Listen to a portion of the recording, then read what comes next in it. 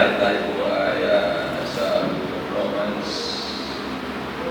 Romans tayo sa gabi ko. Romans chapter 2. Pinakapag-usap ko. May nagtagdan ng soul. Kaya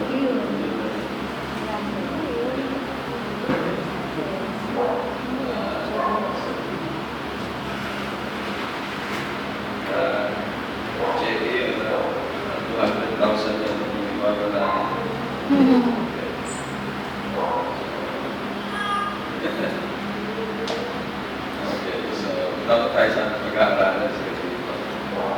Gusto rin naman tayo lahat tayo Dakila namin Diyos, Panginoon, salamat sa galing ito at salamat kami kami at sa oras sa ito ang aming pag-aaralan ng salita, at ang bawat ninyo, Panginoon, ay magkaroon pa ng hindi na pagkasabik, pag-uwas ng salita. Panginoon, pag-iwato ang aming alaman, pagmungan, para sa inyong gawain at sala sa aming akar, bilang anak sa inyong harapan, bilang aming luwalhati. Sa pangalan ni Jesus namin kapag-inas.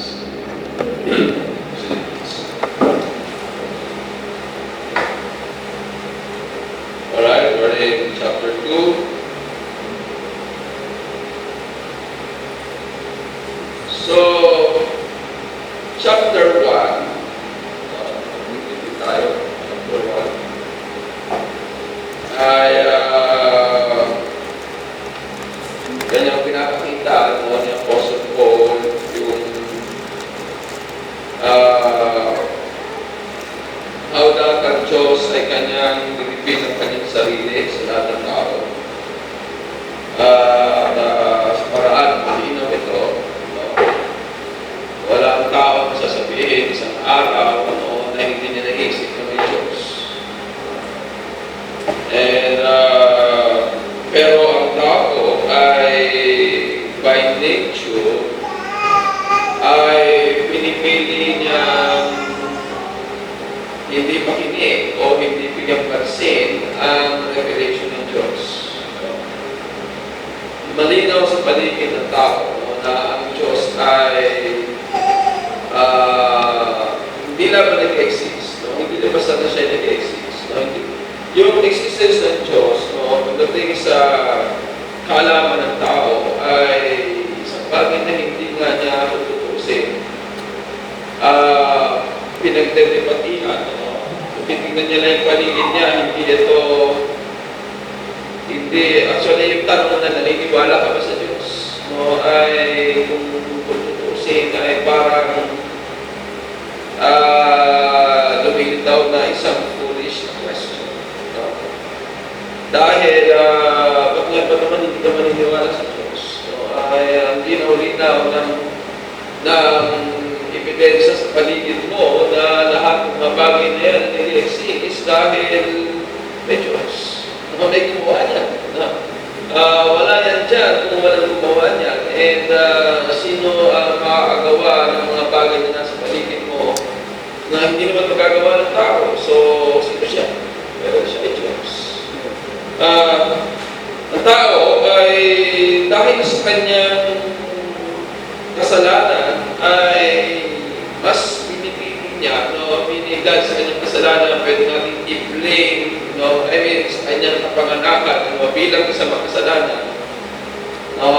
Result, ibig sabihin, result ng kasalanan ng tao, yung tendency ng tao na instead na makinig siya sa Panginoon, ay susundin niya yung gusto ng kanyang sarili na hindi ito bumabalik o kumikinig sa Panginoon. Mas ang tao, mas gusto niya gumawa ng hindi maganda. So yung paniniwala ng may Diyos, yung pag-acknowledge ng presence ng Diyos ay hindrance sa fulfillment ng kagustuhan ng tao. Yun ay kumukontra, since na inclined ang tao na isatisfy ang gusto ng kanyang sarili, dating siya sa even to the extent na i-reject niya yung idea ng Diyos. So kaya may mga taong naniniwala na walang Diyos, tatandaan natin, hindi sila dumating sa ganong kaisipan ng walang proseso ng pag-reject nito. No?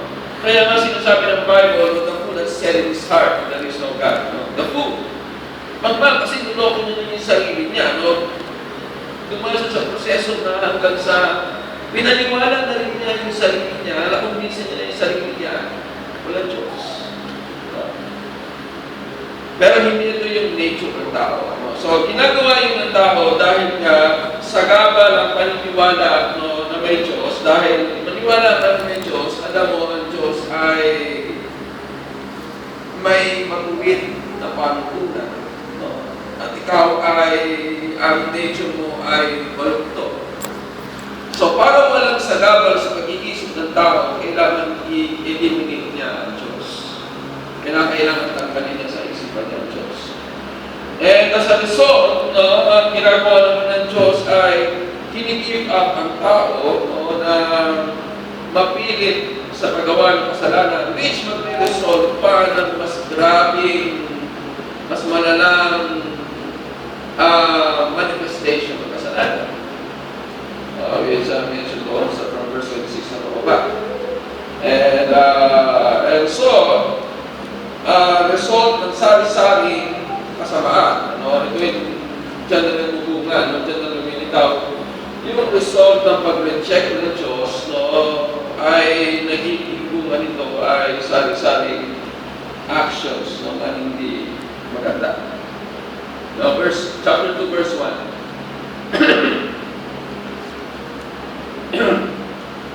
Therefore, thou art inexcusable, O man. Alright? So, malino yan. Yung statement na yan ay, although yan ay drawn sa conclusion na yun, sinasabi ng Apostle Paul, ay yan ang kondisyon ng tao. Ang tao ay inexcusable. Wala siyang may dadahilan sa Diyos one day, pag kayo sa harapan ng Diyos, and mag-judge siya ng Panginoon, and hindi siya i-excuse ng Diyos. Dahil wala naman siyang pwede sabihin na hindi nga niya alam na may Diyos, na hindi naman ang Diyos nagparamdam, hindi kasi ng Diyos. Ang Diyos ay nagparamdam, nagsalita. So sabi niya, thou art inexcusable of man, whomsoever thou art that judges. So, sino tinutukoy niya? Kung halimbawa, meron isang tao, titignan niya yung ibang tao, at hahapulan niya sila na sila ay dapat maparusahan dahil sa mga ganong kasalanan. Sabi niya, for wherein thou judgest another, thou condemnest thyself. For thou that judges doest the same things.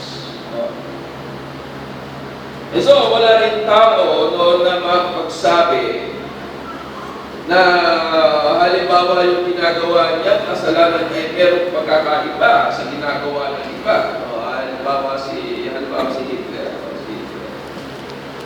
Ano ba mga kasalanan na pwede lang sabihin guilty na nakamit ni Hitler? Pumatay siya ng maraming tao, tama? Okay. Kaya iba, pumatay ng maraming tao. Okay. Ngayon, hindi niyo ginawa yun, pero si Hitler kaya ay nagsinungaling sa buhay niya? Siyempre. Kayo ba nagsinungaling na? Okay. So, kapareho kayo ni Hitler. Pero sabihin mo, hindi naman ako pumatay. So, dahil ba hindi tayo pumatay, katulad na ginawa ni Hitler, katulad na ginagawa ng ibang tao, ibig mo sabihin, ayos, sabihin ng Diyos, kasi hindi ka pumatay, kasi mali ka lang. So, ikaw ay excuse. So, maaaring may mga bagay na ginawa ng isang tao na hindi mo naman ginawa. Pero, just the same, may mga kasalanan ka rin ginawa. Yun ang But we are sure that the judgment of God is according to truth against them which commit such things. Kasi mag-iisip ba sa tao, well, ang kasalanan ko. Pwede siyang linista na doon sa chapter 1, from verse 29, no, yung mga uri ng kasalanan, mga kasalanan, ay siguro naman, meron ka makikita isang bagay dyan na sabi mo, ikaw ay guilty. Alright. Now, okay, bago kayo maligaw sa subject na ito, but tayo, tumitingin tayo from the standpoint ng alin. Standpoint ng isang tao na ligtas na. Tama? Okay. So, background niya, sa process ng ating pag-aaral, biglang may masay dito. Well, walang masama, Okay. Kaya isa lang natin na maiwasan yung confusion, Okay. Ano ba, sabihin mo, disobedient to parents, Ako, makasalanan pa pala ako, siya, Okay, so, ito yung mga manifestation ng sin nature ng tao.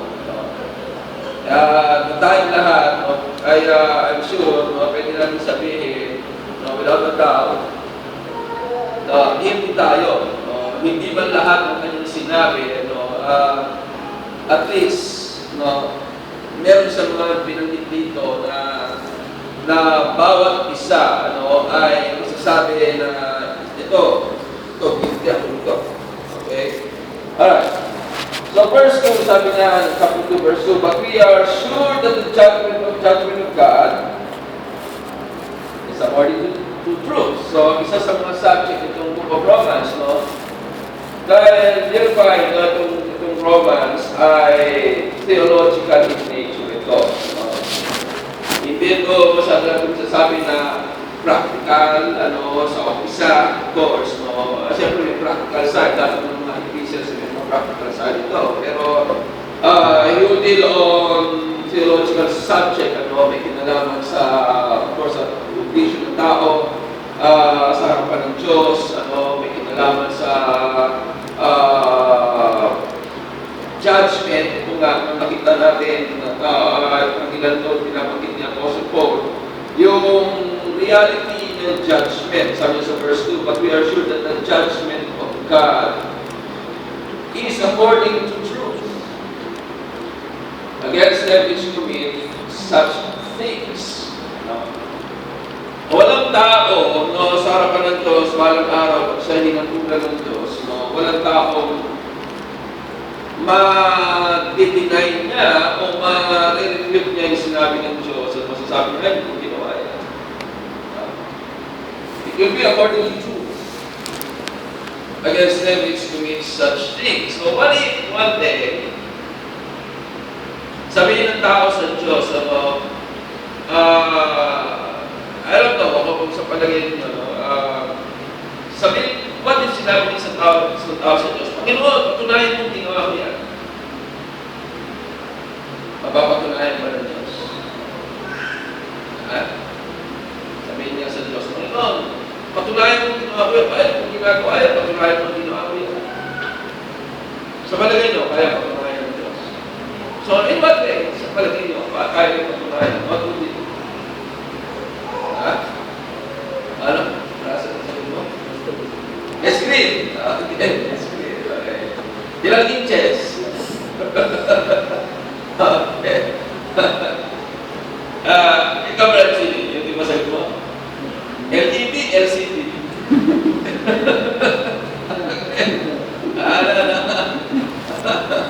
Okay, so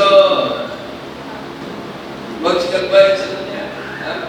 Kung bawa nga ang tao, ay sabi niya, meron bang debate? Meron bang sa tingin mo, meron bang diskusyon between Diyos at yung tao na habulan niya? Yung bang tao, kung kapapaya, bibigyan mo ng chance ng salita? Bibigyan niya pa siya ng chance ng salita? Ano tingin mo? O sasabihin ng Diyos, tumahimik ka, huwag kang salita. Sasagot-sagot ka ba? O sasabihin sasabihin ng Diyos, kung ayaw mo sumagot, magsalita. Okay? This is according to truth. I'm sure yung tao maghahanap ng paraan para i-ilusot niya yung kanyang sarili. And ang Diyos naman, ang gagawin na naman ng Diyos ay pakita sa Kanya. Iharap sa Kanya lahat ng katunayan. Ito ang katotohanan. It is according to truth. Kung meron tao mag-deny na siya yung kasalan sa Diyos, katulad ng paminsan-minsan makapatagpukan niya sa kalsada dito ng Bulacan, mga taong hindi pa nakakasala kahit kailan. Ay, pensamos, dito natin group ng tao. Matatanong mo siya, pag hindi ka nagpipigtas, hindi kayo makakatagpo. Makakita kayo ng mga tao, pag tinanong mo sila, ilan taon na po kayo? 50. Nagkasala na po kayo? Hindi pa kayo sa wala, nakakilala na ako ng kanyang mga tao. At napansin ko nga, parang nagpiyong sa ulo. Napakapala. Nagusalita ko sila nagkasala. So, ano magagawa ko? Diba? Well, I would reason with them. Pero pwede nila pagpilitan, hindi ba ako nagkasala? Kahit isa. Kaso, natatayo sila sa harapan ng Diyos ng araw. Doon nila naman patunayan na hindi pa sila nagkasala. Dahil ang Diyos ay matupit na Diyos, hindi ka naman napaparusahan kung wala kang kasalanan. Tama? So,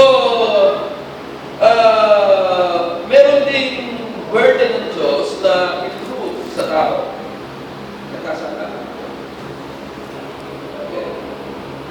Meaning, gagawin niyo yun. Kinakailangan niyang patunayan sa tao na ang tao na ay nagkasala. Alright? So it would be according to truth against them which commit such things. And think as thou this, O man. So that's a general term. Ina-address niya yung tao.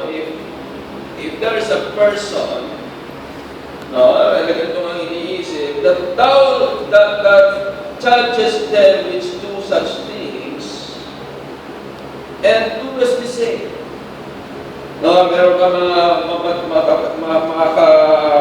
kaguri ng mga tao na, di ba, pinakausap ko sa tao, sabi ka na, iising-ising yan. Tapos bilang ko sa isang kakausapin ko siya, sasabihin ko, yan, talaga yan, makinig ka, yan, para magbasbosa ng kasalanan mo, nakakita na kayo, di ba? Sa tingin niya sa kanyang sarili, siya hindi sama-sama, pero tingin niya doon sa kanyang kapwa, yan, sige po, kausapin niyo po yan, kailangan po niya magbago. Okay, so meron ka lang isip, charges them is do such things, and doest the same, that thou shalt escape the judgment of God. So, subject by judgment of God, that's one of the things na sinasabi dito ng Apostle Paul. Yung tao nagkasala at may judgment. Ang tao, hindi niya pwede basta lang i-reject ang katotohanan ng Diyos and then isipin niya walang judgment. So, sa ayaw sa gusto ng tao na isipin ng Diyos, isang araw tatayo sa harapan ng Diyos at siya ay patulan. Yung judgment, hindi yan may iiwasan. Hindi yan wala makaka-escape na tao, na tatayo sa harapan ng Diyos, na mapapatunayan ng Diyos na makasalanan. Of course, sa pala sinabi na ni Apostle Paul, ano yung paraan ng kaligtasan? Ano yung paraan ng kaligtasan? Ano yung paraan ng kaligtasan? Manampalataya saan? Okay, in Jesus Christ, the appointed Son of God. Okay. The appointed Son of God. Okay, natatangay niisip na yung appointed Son of God. Kaya isang araw nasa palay kami ni Carol, at di ba naman nakita niyo kasi bisa lang. Pag may naisip ko, wala ako mangingisip, hindi ako mag-isa ko eh. Di ba naman nakita niyo ako, nangingiti ako dito sa palay. Kasi yun, isang araw yung padre, isip ko, appointed Son of God. Appointed Son of God. Hindi niya naiintindihan. Yung Son of God yung by office. Yung bang Son of God ay parang presidente. Yung office, ina-appoint ka sa office, correct? No? Pwede ba natin, magmula ngayon, Russell, ikaw lang appointed, highway na lang pwede ka. Di ba? Hindi naman pwede ka na. Ikaw lang ngayon ang appointed, highway na lang pwede ka. Abay ka lang ang highway na niya, pupunta kayo, nag-iisa, tama? Di ba? Ito, nag-iisa ng Jesril Valencia, walang... Darin ikaw naman yung Jesril Valencia.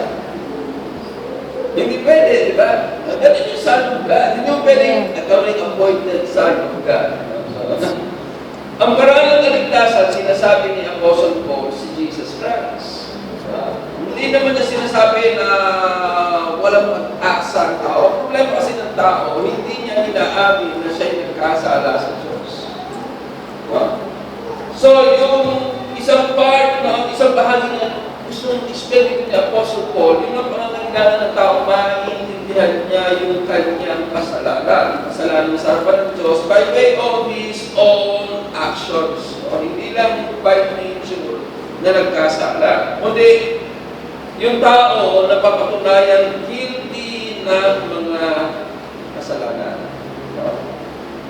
Pero, ang Diyos ay nag-offer na para yung tao ay maalis sa ganung kalagayan. Ngayon, kung pasok sa akin isipan yung isa sinasabi ng mga preachers, na God,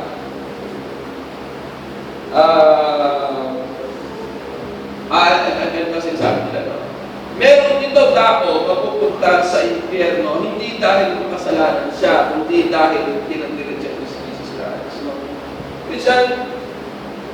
Minsan actually disagree. Ang tao kaya mapupunta sa impyerno dahil sa kasalanan niya. Napunta siya sa impyerno, meron sana sa pag-asa maligtas, nireject niya si Jesus Christ, pero still, kaya siya napunta sa impyerno dahil sa kanyang kasalanan. Nagkasala ka, pabayaran ng kasalanan kamatayan. Hindi naman na kaya ka mamamatay, dahil nireject mo si Jesus Christ. But syempre, dahil nireject mo si Jesus, nananatili sa iyo ang alin? Yung wrath of God. Diba sabi ka Apostle John? He that believeth on the Son shall be saved, but he that believeth not, the wrath of God, abideth. You see, abideth, nandito na, nandiyan na, and will still continue, nandiyan pa rin sa iyo yung wrath ng Diyos, yung galit na because of your sins, dahil nanatili, dahil nireject mo yung pag-asa mong paligtas. Pero still, ang dahilan kaya pa mapapagsahan dahil sa kasalanan. Alright, ba't ka natin yung verse 3. And thinkest thou this, O man, that thou judgest them which do such things, and doest the same, that thou shalt escape the judgment of God? Or despisest thou the riches of his goodness, and forbearance, and long-suffering? Nakarinig ba kayo ng mga tao sa kanila? Hindi. Walang impyerno kasi ang Diyos mabait. Mabait ng Diyos sa atin. Diba? Ganyan, mga tao, iniisip nila walang mangyayari sa kanilang masama kasi mabait ang Diyos. Ito yung mga tao hindi nila naiintindihan ang ibig sabihin ng kasalanan. Anong ibig sabihin na ikaw ay nagkasala sa Diyos? Hindi nila naiintindihan ang batas. Wala silang malinaw na concept ng law, ng righteousness, hindi nila alam ibig sabihin ng kasalanan. At ang tingin nila sa Diyos, ay parang ang Diyos, parang tao lang din, pagpapasimulan niya sa mapagpasensya, and so parang pwede mo sabihin, sorry, konting pasensya lang. And so, dahil at walang nangyayari masama sa kanila, akala nila walang nangyayari masama sa kanila, pwede nilang continually i-ignore ang gospel, i-ignore ang warning ng Diyos ng judgment. Maraming taong ganyan, ini-ignore lang nila na merong judgment, at ang dahilan kung bakit nila ito ini-ignore, dahil nakikita ang buhay nila, hindi naman sila nakakaranas ng hila. So yung kabutihan ng Diyos, ang intention ng Diyos, sabi ko sa verse 4, The goodness and forbearance and long-suffering, sabi niya, not knowing that the goodness of God leadeth thee to repentance. No? Supposedly, yung kabutihan ng Diyos, no, maging dahilan para maisip ng tao, no, na magsisi sa kanyang kasalanan. Na binibigyan siya ng Diyos ng pagkakataon magsisi. But instead, yung kabutihan na kanilang nararanasan galing sa Diyos, no, nagiging ano ba? Nagiging paraan pa para sa kanila ay magpatuloy silang i-ignore yung warnings na binibigay ng Diyos. Maraming tao mabait sa kanilang Diyos. Maraming tao nakaka-experience ng o hindi nakaka-experience ng sufferings. Maraming tao mabubuhay sila ika nga ay meron silang gintong sarita sa kanilang bibig. Pinapanganak silang mayaman. Hanggang sa araw ng kanilang kamatayan ay mamayaman sila nakaranas ng hirap. Dahil sa kanilang kalagayan ng kanilang buhay, hindi nila naisip yung kanilang katayuan sa harapan ng Diyos. Kaya kung isipin natin isa, ay parang instead na naging blessing sa kanila yun, naging sumpa pa sa kanila yun. Pero yung kabutihan ng Diyos, pagdating ng araw, sasabihin nila sa Panginoon, hindi ko alam. Alam Diyos, sabihin sa kanila, kapatid ko sa inyo, pinagpala kita. Pero hindi mo ko naisip. The goodness of God leads to repentance. So, well, in general, as a principle, maging sa ating mga Kristiyano, di ba? Yung kabutihan ng Diyos sa buhay ng isang mananampalataya o sa isang mananampalataya, dapat ito ay magtulak sa Kanya, na lumapit sa Panginoon, gawin ang tama sa harapan ng Diyos. O kung yung Kristiyano na yan ay nalilihis ng landas, ay maisip niya na sa kabila ng kanyang kalikuan ay hindi siya pinarusahan, hindi siya pinahirapan ng Panginoon. Dapat maisip din sa mananampalataya na kalikuran yung kanyang kalikuan na ginagawa niya sa buhay niya. Pero dito, it is applied doon sa tao in general, sa makasalanan. Maraming tao na nagsasuffer. Bali di sa iba, maraming mga tao hindi nagsasuffer. Diba? Okay, so ano sasabihin natin? Unfair ba ang Diyos? Doon sa mga taong nagsasuffer, pinangalang halimbawa sa Africa. Pinangalang sa mga lugar na talagang mahirap ang buhay. Pinangalang kasi sa pamilya na talagang magulo ang buhay at magulo ang isip ng mga tao, magulo ang isip ng magulang mo. So, wala ka nang alamang kapayapaan sa buhay, kundi panay sufferings na lang, panay kasamaan na nalaman mo. Kumpara sa isang tao pinanganak sa isang magandang pamilya, but at the same time, wala rin Diyos. Unfair ba ang Diyos? Dahil may mga tao nakakatagpo sa Panginoon, na ipinanganak sa isang pamilya na magulo. Isang pamilya na yung mga magulang masasama, mga kapatid masasama, pero dahil mga pinanganak sa ganung lugar na eventually nakakarating sila sa Panginoon. Pero may mga pinapanganak sa isang maayos na pamilya, pero hindi nakakarating sa pagkakilala sa Diyos. So, unfair ba ang Diyos? Diba? Sabihin mo ba, hindi tayo lahat pinanganak sa isang maayos na pamilya, sa isang mayaman na pamilya. Ano sasabihin yung isang taong pinanganak sa mayaman na pamilya na sa punta sa impyerno?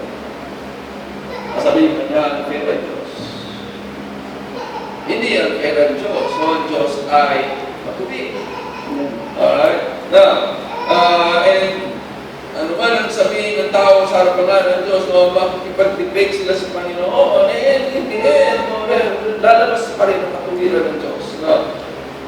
Verse 4, despising thou the riches of His goodness and forbearance and long-suffering. Ano ba difference ng forbearance? Ano difference ng forbearance sa long-suffering? Alam natin yung long-suffering, no, ng Diyos sa tao.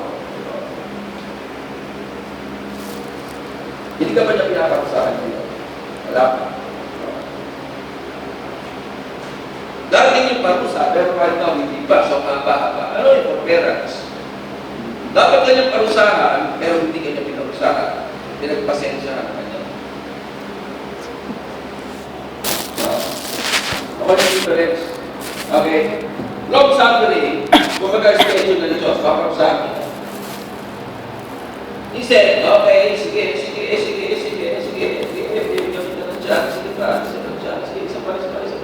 long suffering. Ang Diyos ay long suffering, pero hindi siya always. Hindi siya always, magpapasensya. Yung forbearance, no, ay dapat pinarusahan ka niya, dapat no, pinalo ka niya, pero sabi ng Diyos, hindi na lang. Diba natin ka pa kayo ng tao na sa tingin nyo, yan, napakalinis yan, napakalinis yan. Bandang muli, ikaw pa malapit na mamatay siya, kayo. Diba? May ganun ba? Hindi ka magtatagal. Hindi ka tatagal yan. Tatagal yan. Bandang muli siya, malusog pa. Ikaw, hihigit na yan. Diba? Nasabi yung reklamo ko sa Diyos, Panginoon, ba't yung tao? Yung panay kasamaan ako, ikaw hirap na hirap. Diba?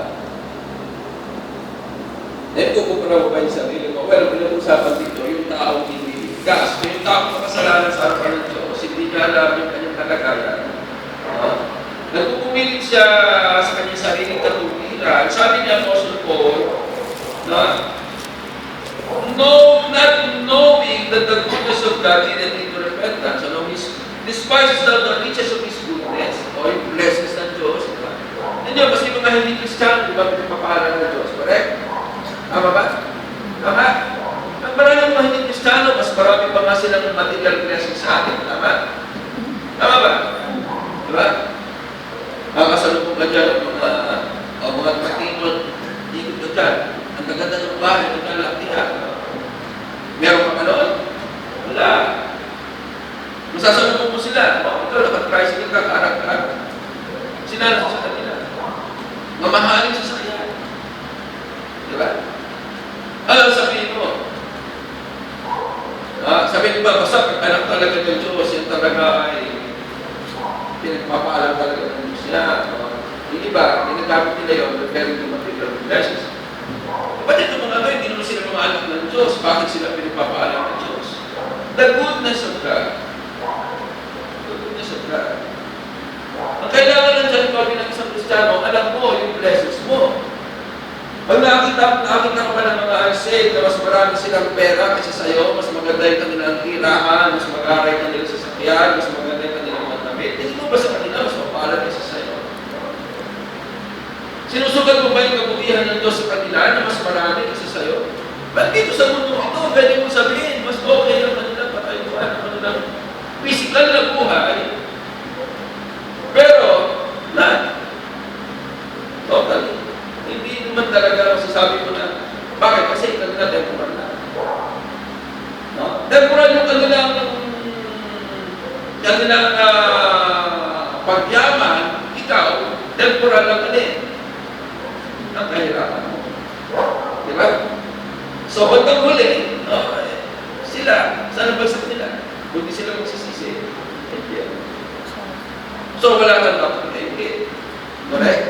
Pero, kung pag-uusapan yung goodness na sinasabi dito ng Diyos, ng Romans, tumutukoy doon sa mga material, physical blessings ng Diyos, even sa mga unsaved. lahat ng gumagawa ng masama ay basta-basta ng pinipiglaran. May panahon yan. May oras yan. Diba, mga terorista, ba't hindi na sila piglaran ng Diyos? Umiyakin sila lahat. Diba? Kahit meron sa kanila. At sa mga ito, binibigyan na Diyos sa pagkakataon, magsisi. At meron sa mga tao na yan, maliligtas. Sa ayaw mo sa usod na tabi. Meron mga nasa death row na maliligtas pa. Nasabi mo, dapat sulubin na yan, dapat kuryentihin na yan. So, bakit mo natatagal pa? Gusto na Diyos. Pero may araw niya. Verse 5. Pag after, ito naman ang malungkot dito, no? Yung Panginoon ay napakabait sa tao, mapagpasensya, no? Matiisin. Basabi sa verse 5. But after thy hardness and impenitent heart, treasures up unto thyself wrath against the day of wrath and revelation of the righteous judgment of ayun tao. After the hardness and impenitent heart. Ito minsan yung confusion na iba pagdating sa doctrine na doctrine na pinedisyon. Hindi kinakailangan makialam sa puso ng tao ang Diyos, no? Parang nga yung tao mga hindi magkilas sa kanyang puso. Magkilas talaga ang puso ng tao. Ngayon, God shows yung kanyang goodness sa tao. But in spite of that, what does it show? What does it tell us? Sa kabila ng kabutihan ng Diyos, no? Yung tao, when he goes to hell, still who is to blame? Yung kanyang hardness and impenitent heart. Katigasan ng puso ng tao, no? Rejection, willful rejection ng revelation ng Diyos.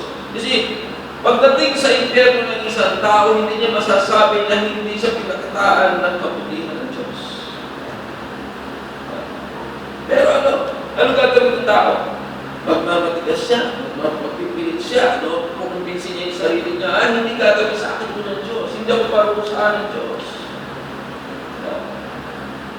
See, this is what runs, no, doon sa isip ng mga tao.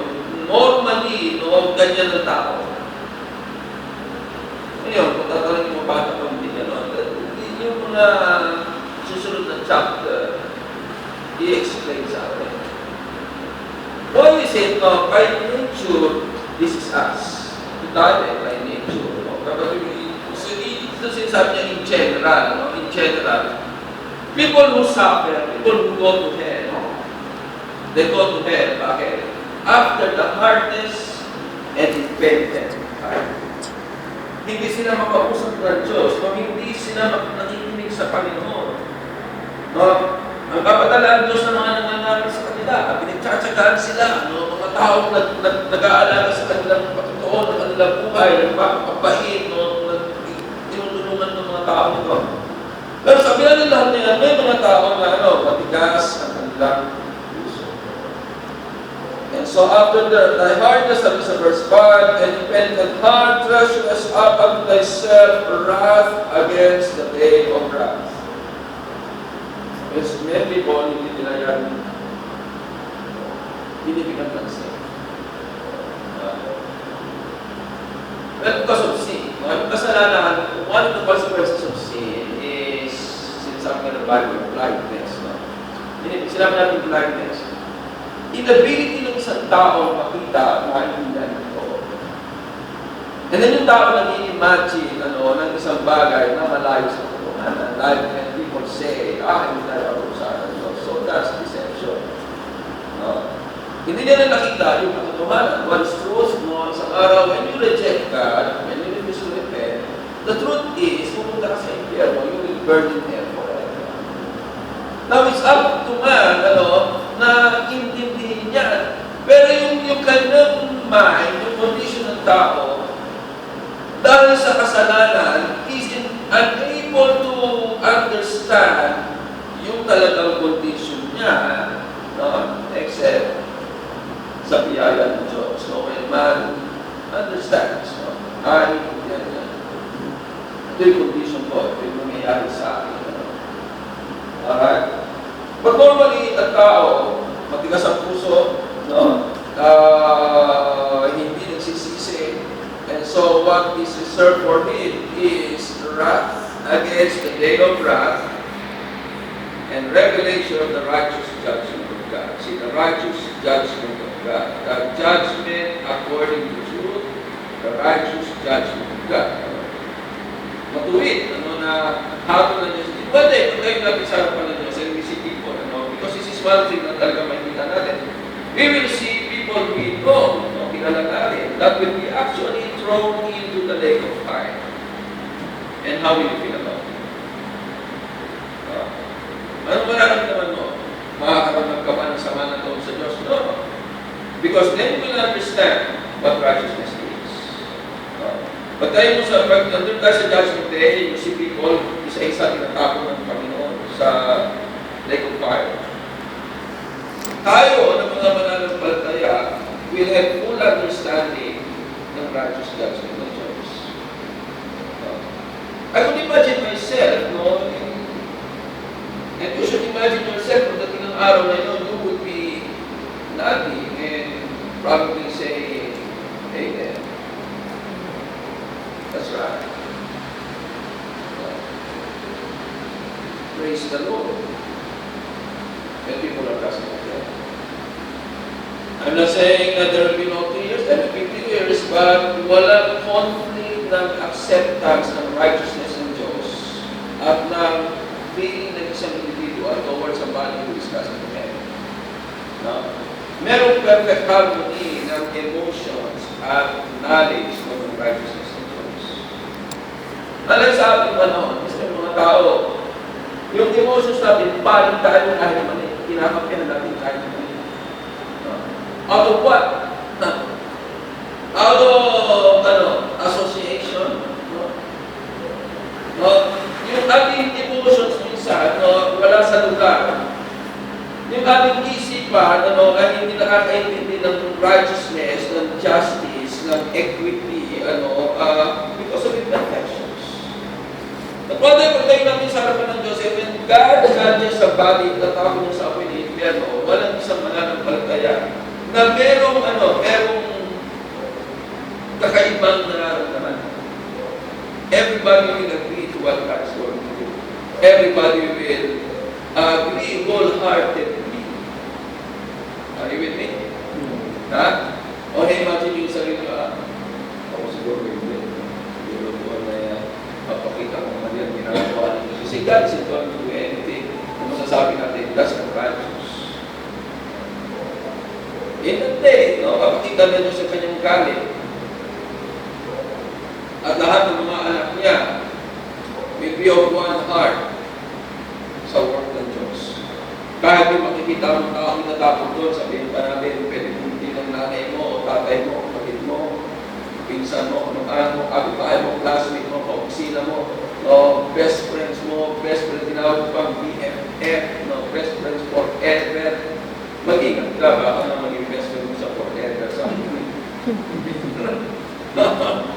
Alright, now verse 6. Who will render to every man according to him? Who will render to every man according to him? Sa mga verses nito, katulad nito, ito yung mga verses nito nagkakandarapan, nagkikisod, yung mga tao na pupumilit ang salvation by works. Nakita sila ng ganyang verse, tingnan mo na, ang kaligtasan ay ayon sa gawa. What is talking about? It's talking about judgment. Judgment. God judging somebody, pouring out his wrath out to, and then the person trying to justify himself, God is going to show me, these are your deeds. Ito yung mga gawa mo. I am not punishing you na wala kang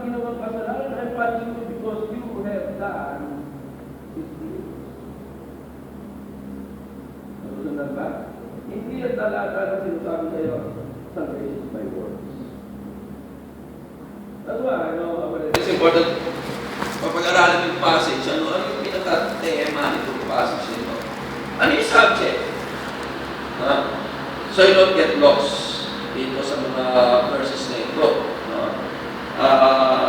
Dahil sabi ko nga sa inyo, itong Romans is theological ito, in nature, yung aklat na ito. You better follow, sundan yung mabuti, ano yung thought ng mga kinepresent dito ni Apostle Paul. Nasaan ka? Okay, ikaw, bilang isang individual. Pinabasa mo ba ito? Bilang pag binasa mo ganyan, ko ba yun? Ko ba yung makasalanan? Well, kung talagang hindi ka paligtas, yung tayain sa sarili mo, di ba? Pero ito ay napantayan ng talaga sa harapan ng Diyos. So, kinakansin sa akin. Pinapaunawa niya sa kung sino man dyan, babasa nitong letter nito.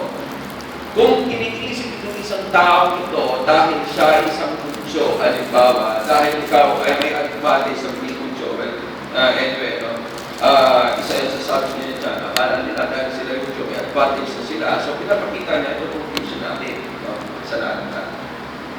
Alright? At yung course mo is that God will save you. Okay? But you should come to terms, dumating ka dun sa ma-realize mo, malaki yung kasalanan sa harap ng Diyos.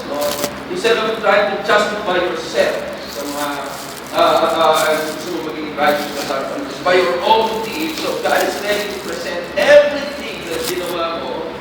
Kung gusto ng tao, timbangin yung kanyang ginawang masama, timbangin sa kanyang ginawang kabutihan.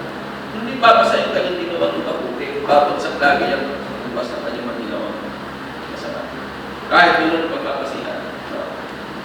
Lahat ng ginawang mabuti ng tao, hindi mas magiging mabigat kasi sa ginawa ng masama. Sabi mo always na Diyos. Okay, ganyan na tayo.